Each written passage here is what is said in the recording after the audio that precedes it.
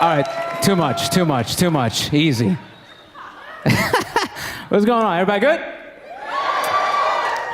I am married. Yay.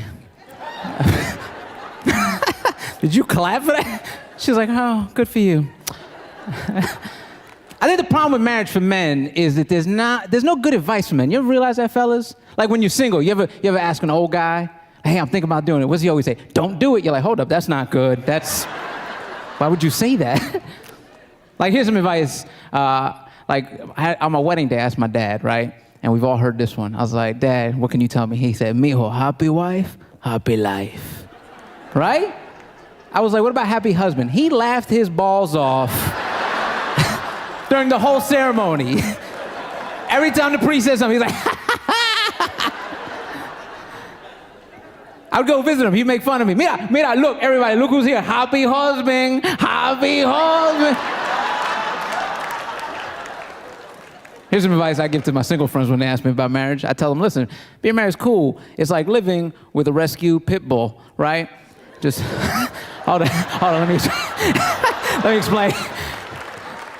What I mean by that is the dog is great, but you never know when or if that dog is gonna snap. So you're always a little on edge, right? And I'm not lying, you ever see married men at home? They're always uncomfortable. They're just walking around like, oh, she's in a good mood. Oh, she showed teeth, I gotta go. Because we don't know. And I see some ladies frowning right now. It's the truth. We don't know what's going to set you off. It could be a great day. Sun is shining, birds are chirping. When the call, some song comes on, you flip the hell out. Oh, you think about that bitch at the party? What? I didn't even pick the song. All right. I've been married a good 6 years. 8 in total, but 6 have been good. Because they're not all good, let's be honest. Like, I don't trust those couples that tell me every year is good. Like, we just went back east to visit my in-laws, and they celebrated 40 years together, and my mother-in-law stood up, and she's like, it's been 40 amazing years. I was like, all 40? Shut up your face. Come on. Like, I have good weeks, but not all 7 days are good. I'm supposed to believe all 40 years? Then she said something to her husband. She was like, I love you more than anything, right? And I wish you would just stop with the lies. Because let's be honest with each other. That's why marriages we have to be honest. My wife turned to me, she's like, do you love me more than anything? I was, no. Like, I love her more than most things, but anything? Have you really thought about what anything entails? It's a lot of stuff. Anything? Anything. Like, I'll say this, because she's not here, right? So, she's not. I would say that I love my iPhone more. No, because if you have an iPhone, you know how amazing an iPhone is. Have you ever left your house and 20 minutes in your day realized you forgot your iPhone? Your life's a mess. You panic, your world is over. First of all, you can't get anywhere because you don't have Google Maps, you don't know shortcuts. You can't eat anywhere, you don't have Yelp, you could die of food poisoning. You can't call anyone, it's 2018. Who memorizes phone numbers in 2018, right? Like, if you know somebody that memorizes phone numbers, run away. That person has dead bodies in their basement. Fellas, you ever go out and realize you forgot to tell your wife? You panic, but not like you left your iPhone. Because right away you tell your friends, like, oh shit, I'm gonna be in trouble. Let's have shots. Let's do shots. I'm gonna be in trouble. Let's make it worth it. And just. Also, fellas, get ready to argue. I think that's how married people communicate. Because when you're dating, when you're single, it's fun. It's like, I don't like that. I don't like that. She goes to her place, you go to your place an hour later. I miss you. When you're married, there's nowhere to go. You just sit there and stare at each other's dumb faces.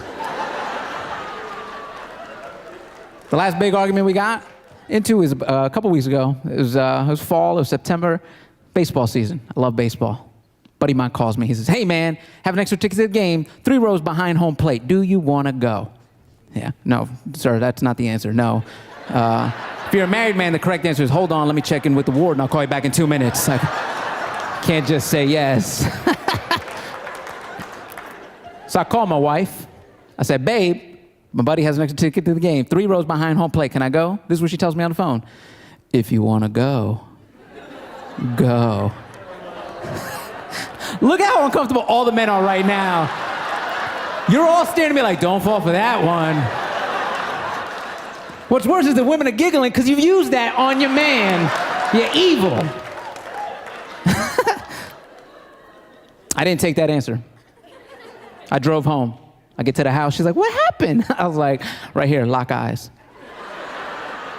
Extra ticket, 3 rows behind home plate. Can I go? Without blinking, she's like, if you want to go.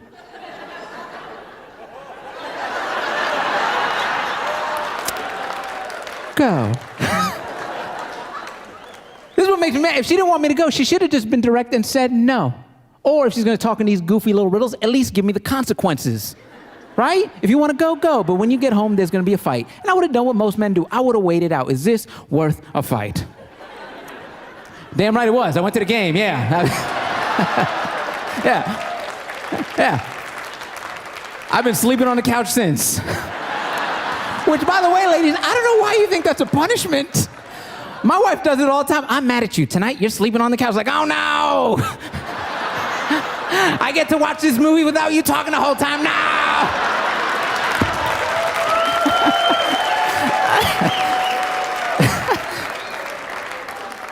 If she really wants to punish me, she'd be like, I'm mad at you. Tonight, we're going to cuddle. I'm going to tell you about work. Hold up. I'm sorry. I messed up. I'm sorry. I don't care about finance.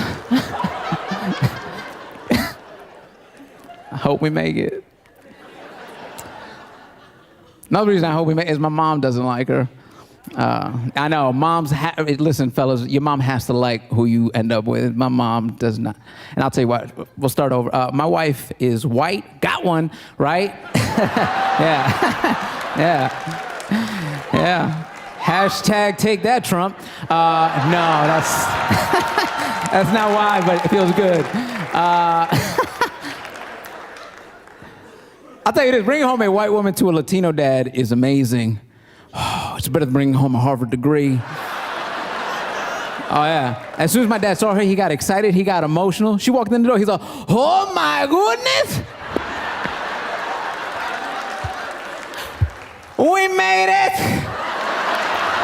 We did it! He started calling his friends, describing it like she was a brand new car. Mira, you have to come over and see this one. Yeah, brand new, fully loaded, white, it's nice. It's nice.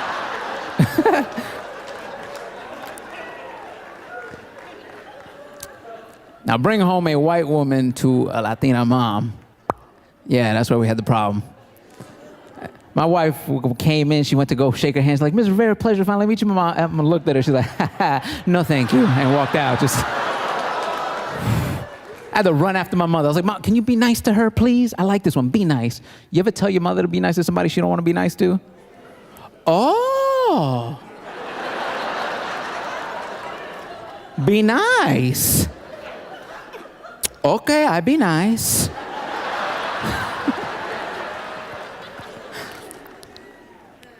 We sit down for dinner. My mother's a very religious woman. She loves to pray before her meals.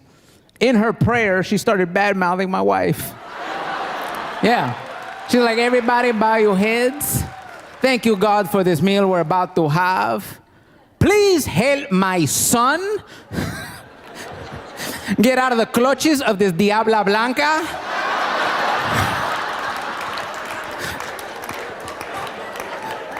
My wife doesn't speak Spanish. She's like, what did she say?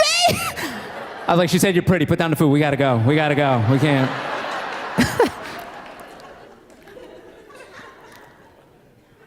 And even now, like, we've been married a while, they still don't get along because now my mother thinks she might have voted for Trump, right?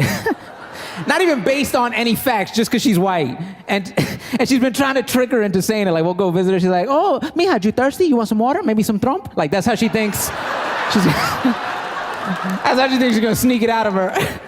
Oh, you hungry? Do you want some rice and Trump?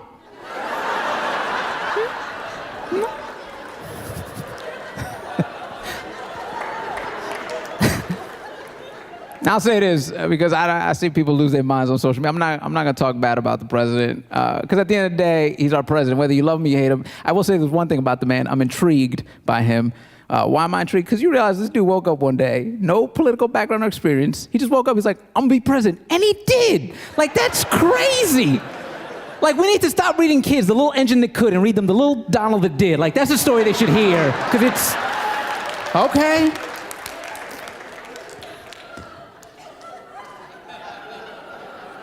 Now, I will give him credit for one thing.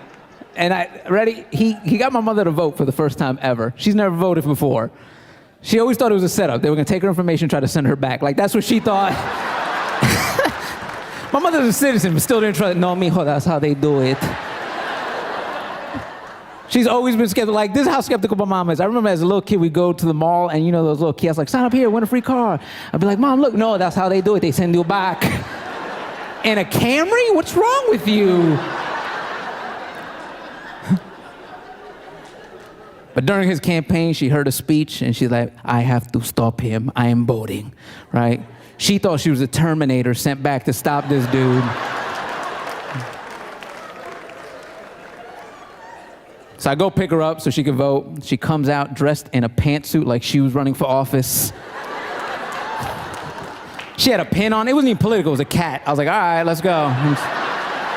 Sure. We get down to the polling place. My mother's still skeptical, thinks it might be a setup. She walked in saying the Pledge of Allegiance to prove she was a citizen. She was like, I pledge allegiance to the flag of the United States. By the way, if you're not a citizen, don't do that. It proves nothing. I don't want to see you on the news. Freeze! I pledge allegiance to the flag of the United States. She went into the booth. And you got the little curtain so you get your little privacy. She left it open. And she made me hold her hand. Mijo, don't let them take me back, please. Let's go. That night, I'm at home. I'm watching the results as they're coming in. He's winning. The map is red. It looked like the Verizon coverage map. He is... My mother calls me excited. I was very confused. She calls me. She's like, Mijo, look, we're doing it. We're winning. And I was like, wait, why do you think Hillary is red? She's like, oh, because blue is for boy. I was like, pack your bag. They're going to send you back. I can't stop it. I can't. Thank you guys for being here tonight. I can't tell you how much this moment means for me. This is.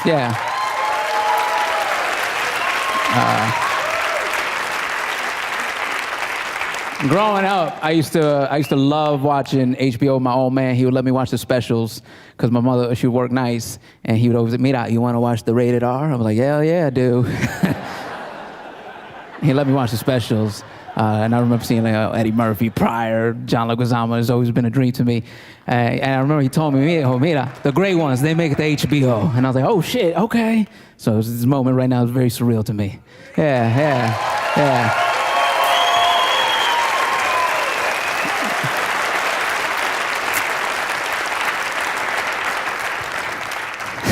So that being said, my father passed away a little over a year ago. And it wasn't sudden, don't worry. He passed away of Parkinson's. If you don't know what that is, it's Michael J. Fox has it, which that's how the older Latinos in my family who couldn't pronounce Parkinson's would describe it just by using Michael J. Fox movies. They'd be like, oh, mira, he's not doing so good. He has the Back to the Future 1 and 2. It's no... He has the Teen Wolf 1, pero no the 2. That's Jason Bateman. That's no...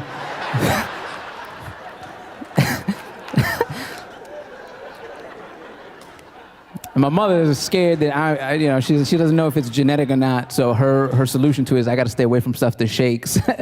Like that's her big. Mijo, don't drink the milkshakes because it's inside. You don't want that. She actually told me one time, Mijo, don't put your phone on vibrate and put it in your pocket because then you ass. What?